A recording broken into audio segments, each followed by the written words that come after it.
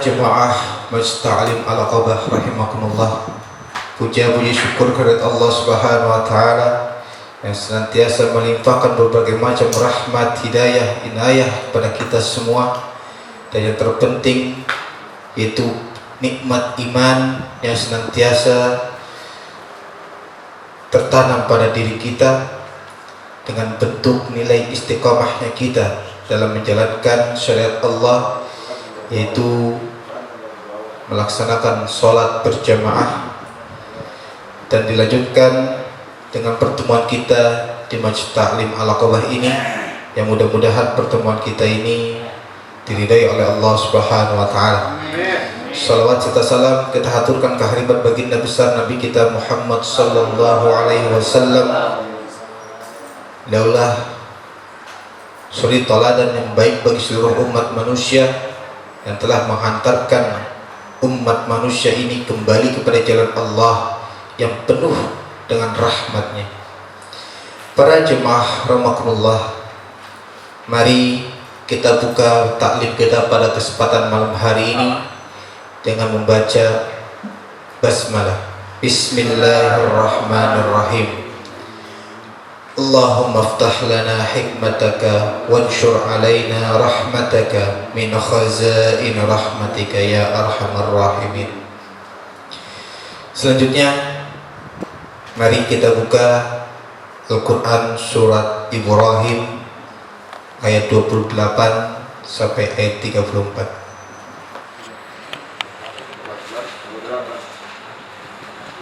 Surat Ibrahim surat ke-14 ayat 28 sampai ayat 34.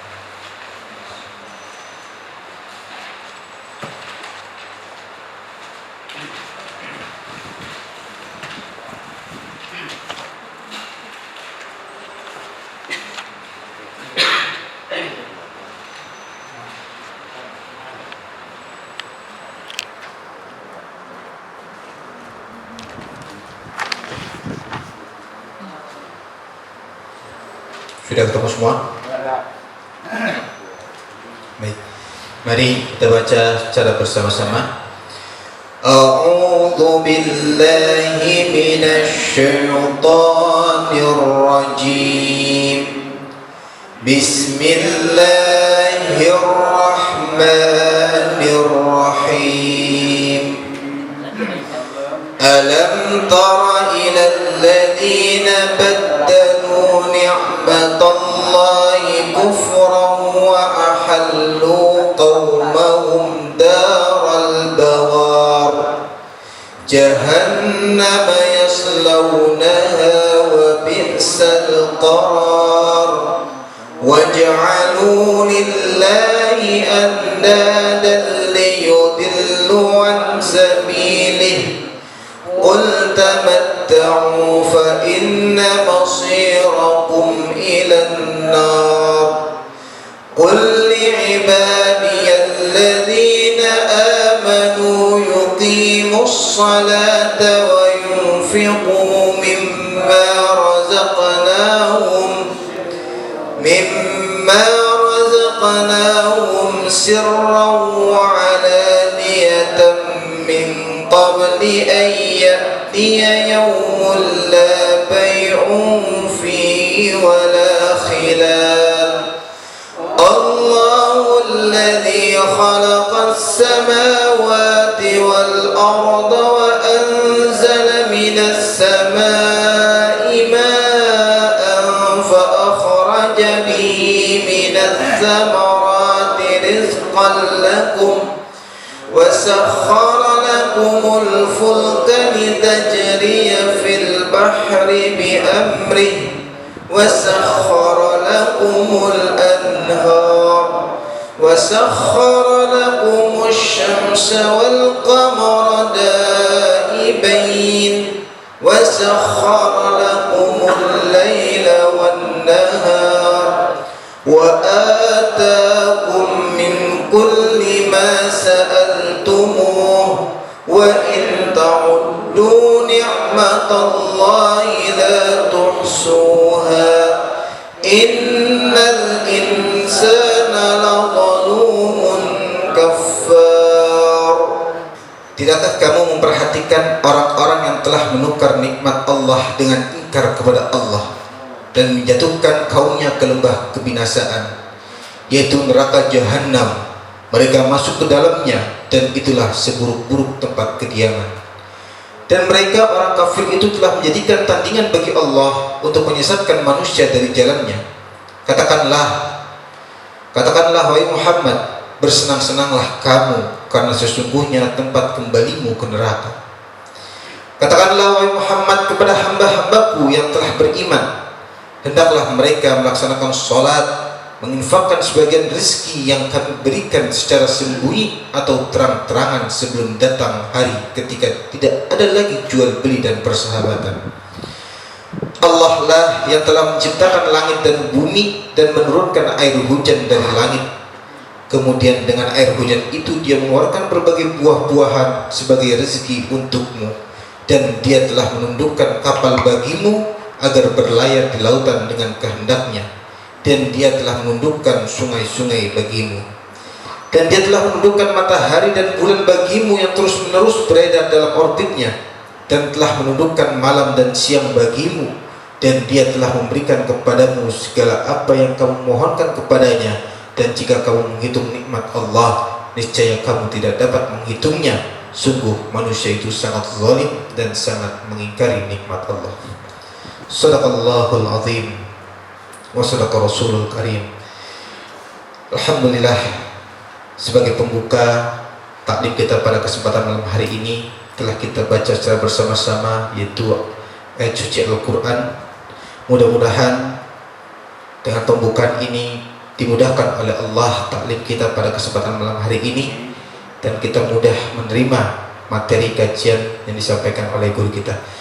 Selanjutnya para jemaah, mari sama-sama kita dengarkan kajian kita pada kesempatan malam hari ini yang akan disampaikan oleh guru kita, yaitu Ki Haji Amku Syafdil Esa. Kepada beliau waktu dan tempat kami persilakan. Selaku orang beriman, kita diperintahkan oleh Allah Azza wa Jalla Tabaraka wa Ta'ala untuk melaksanakan ibadah makhdah. Yang dimaksud dengan ibadah makhdah itu berubudian, ubudiyah yang khusus yang ditentukan oleh Allah dan Rasulnya, waktu dan cara kafiatnya, waktu dan cara kafiat atau cara-caranya. Itu salah satu daripada bentuk ibadah makhdah, termasuk sholat, waktu sholat dan cara sholat. Tapi ada yang istimewa, ibadah khusus tentang haji. Waktunya ditentukan, caranya ditentukan, dan tempatnya ditentukan. Itu dinamakan makhdah, ya. Dan itu permanen, tidak boleh di amandemen, tidak ada hak amandemen manusia terhadap Allah, ya. Sebagaimana yang diucapkan oleh juhala, orang-orang yang punya ilmu. Yang pertama, saudara, tentang Ramadan ini, dalam bentuk apapun amaliyah kita itu, Imam Bukhari memberi satu aksioma, satu undang-undang di dalam ilmu. Al-ilmu qabla al-amal, qabla qawli wal amal. Ilmu yang diawali dengan apa? Sebelum berbicara dan beramal. al-ilmu. Jadi ilmu lebih awal.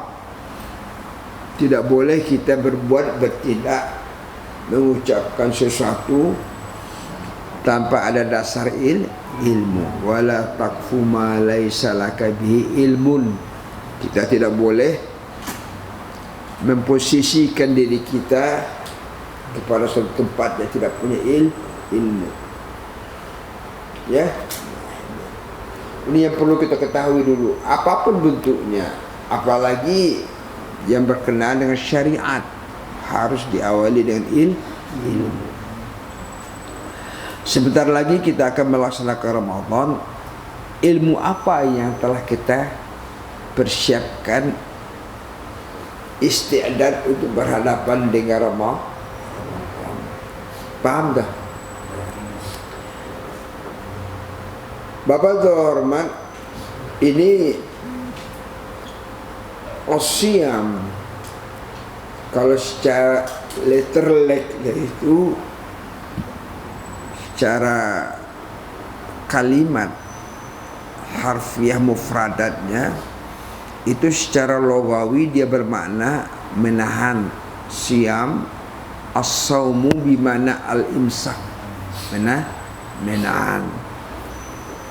Itu secara logawi. Kalau secara terminologi, secara istilahi atau sinai, itu al-imsak menahan minal akli wasyarbi, menahan dari makan dan minum, min tulu'il fajri, dari terbitnya fajar, ila ghurubis syamsi, sampai terbenamnya matahari. Itu durasinya tuh. Itu durasinya. Kemudian saudara, di dalam itu secara global ya, ini Ramadan ini satu bulan syahru Ramadan dijelaskan dalam Quran atau syahru Ramadan. Qad ja'akum syahrun mubarak. Satu bulan Pak datang kepada kalian, bulan yang penuh keberkah. Kita enggak berbicara penuh keberkahan. Jadi durasi asyam itu beberapa hari. Syahrun satu bulan lah.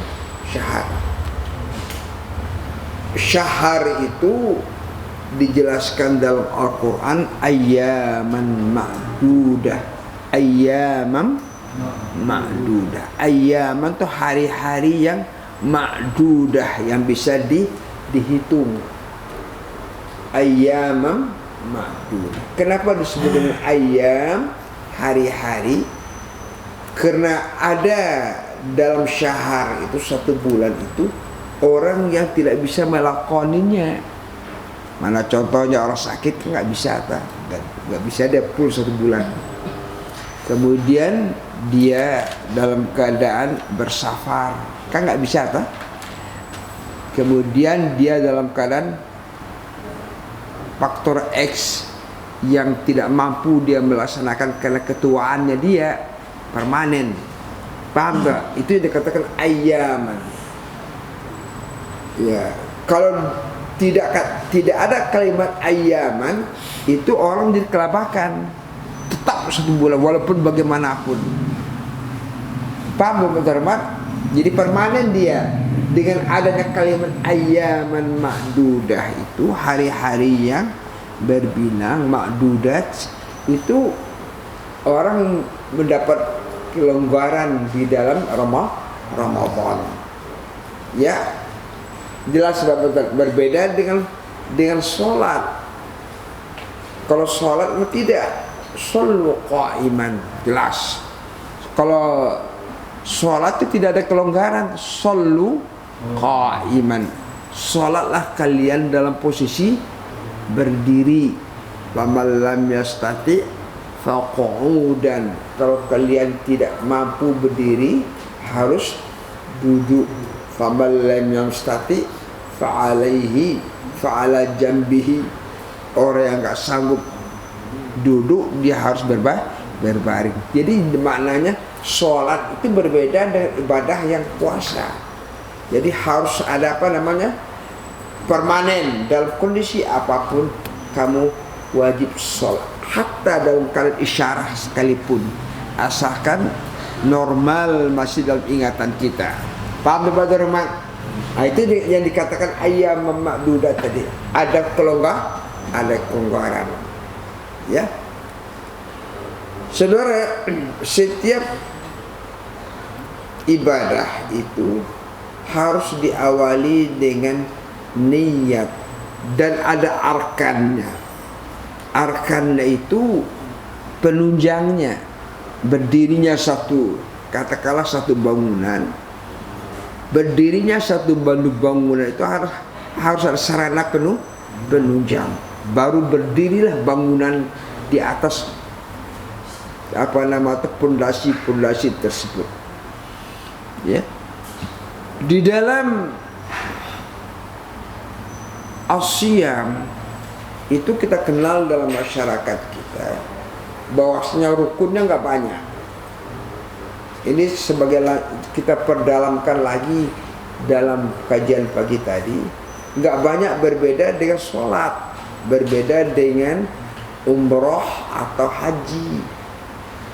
Ya, dan seluruhnya itu harus diawali dengan niat. Kenapa niat tadi? Karena dia itu merupakan ibadah. Seperti saudara duduk malam hari ini diawali dengan niat. Kalau nggak ada niat nggak bisa. Nggak punya niat nggak bisa. Karena ini kan ibadah ma'dhah. Harus baru ada nilainya itu kalau kita duduk itu diawali dengan niat. Ya. Kemudian saudara, dalam Ramadan itu hanya dua penunjangnya. Baru berdiri itu asyam. Yang pertama adalah an-niyah. An-niyah. Niat. Yang kedua apa? Apa yang kedua coba? Al-imsak, menahan. Itu rukun puasa. Yang pertama niat, yang kedua al-imsak, menahan. Sudah dua aja Pak, nggak ada yang lain. Kalau umrah niat, kemudian ihram, kemudian tawaf, kemudian sa'i, kemudian tahallul, selesai. Kalau haji ditambah dengan apa? Arafah. Wukuf di Arafah. Jelas Bapak Dharma. Cuman dua aja, asyam itu hanya dua. Yang pertama an-niyat. Yang kedua menahan. Sekarang kita lihat an-niyah itu ada petunjuk dari Rasulullah Sallallahu Alaihi Wasallam tentang niat Ramadan. Orang yang tidak berniat pada malam Ramadan sebelum fajar untuk berpuasa besok, puasanya nggak sah, falasia malah nggak sah puasanya. Paham tak? Kenapa? Kan kita sekarang kan harus kenapa? Bahwa Ramadan itu ditunjukkan tempat berniatnya pada malam hari Ramadan. Ya, yang pertama faktor X-nya itu karena ibadah siam ini, menahan ini durasinya begitu lama. Coba rasiman dari terbit fajar adzan subuh nih sampai buruk matahari. Kalau tidak punya azam, tekad yang kuat akan berpuasa nggak bisa. Paham gak?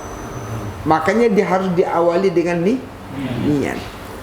Azam yang kokoh untuk melaksanakan. Paham? Kalau enggak tuh nggak bisa.